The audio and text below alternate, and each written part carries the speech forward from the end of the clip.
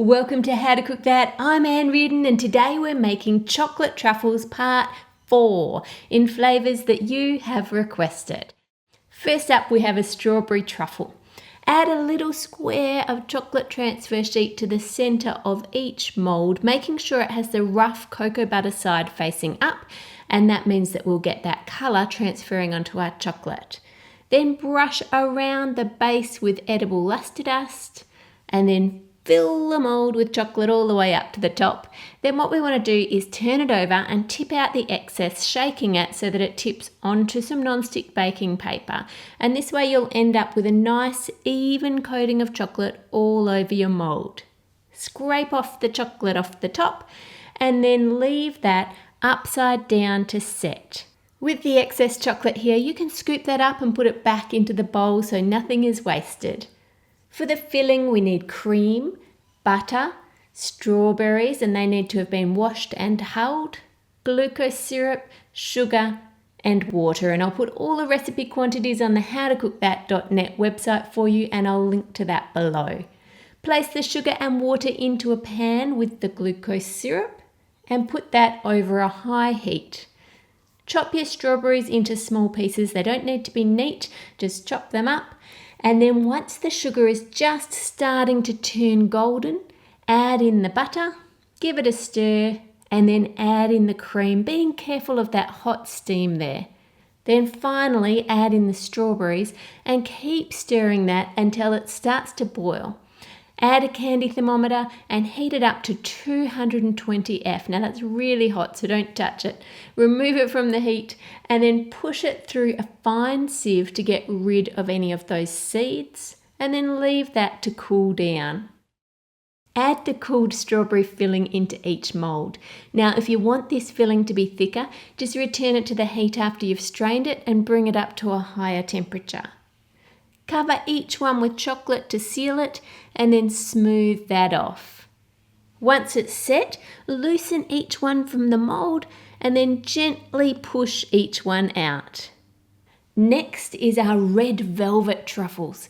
For this one I'm going to use a pyramid mould and I'm going to add a little square of chocolate transfer sheet at the bottom of each one. Fill each mould with tempered chocolate. And I'm using milk chocolate. You can of course swap for dark or white in any of these truffles. Turn it over and let the excess chocolate drip out onto that baking paper.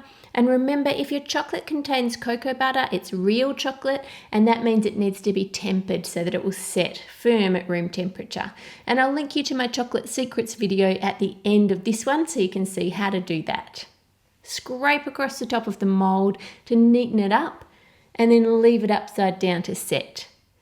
To make the filling, we need sugar, water, cream cheese, and red velvet cake. Add the water to the sugar, stir it through, and then microwave that on high until the sugar is dissolved. Add in your cake and stir that through until the cake just breaks down.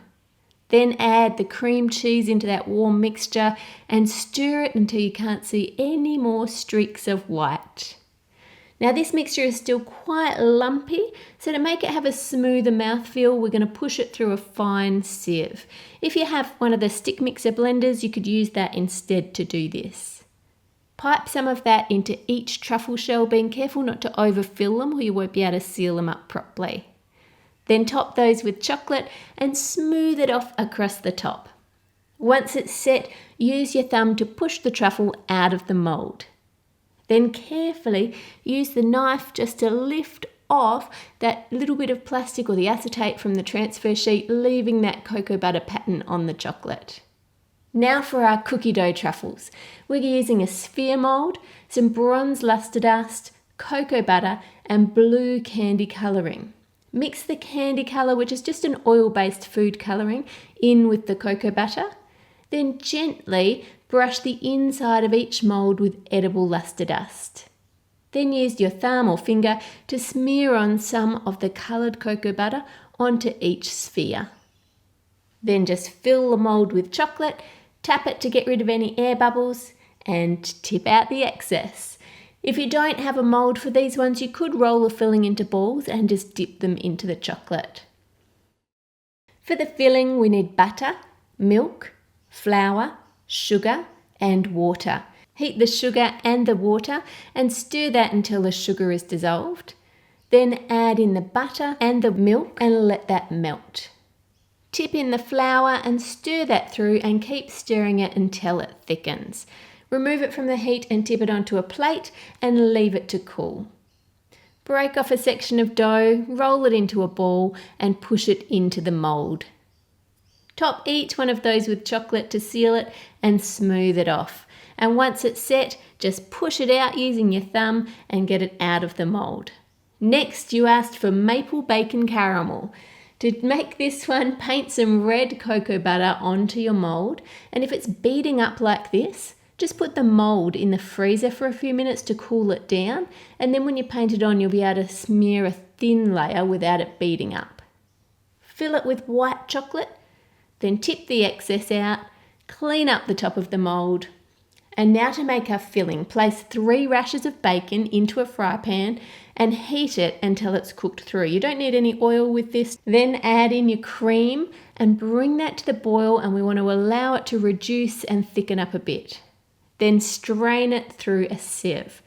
If you leave that to cool, it will go thick like this. Now, if you want a strong, salty bacon truffles, you can just add a little bit of maple syrup to taste to sweeten that. But if you want something more subtle, put your maple syrup into a saucepan and heat it up, allowing it to boil until it reaches 310 F. Add in the bacon cream and stir well.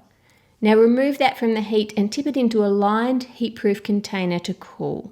And even though it looks liquid, as it cools it will thicken up. If you put a small amount of it on the counter, you'll see it starts to thicken very quickly as it cools down, and you can get an idea of how thick it's going to be. Once it's cooled, cut strips and then press that into the mould. Top it with the chocolate and smooth off the top. Then once it's set, tip out the chocolates and brush each one with gold edible luster dust on the red side, and then I'm going to put some pink dust on the other side.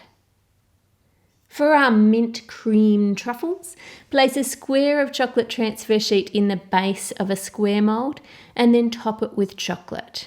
Now this is just a freezer tray for holding small baby food containers. So look around your kitchen and see what you have that you could use for chocolate truffles. If you'd rather buy moulds, I'll link to some of the ones that I've got below. Tip out the excess just like we did for the others. And then to make the mint filling, we need white chocolate, oil, cream, water, and fresh mint leaves. I just got these from our garden. Rip up the leaves and add it to the cream, and then microwave that until it's hot. Leave it for about 10 minutes for that flavour to really infuse into the cream.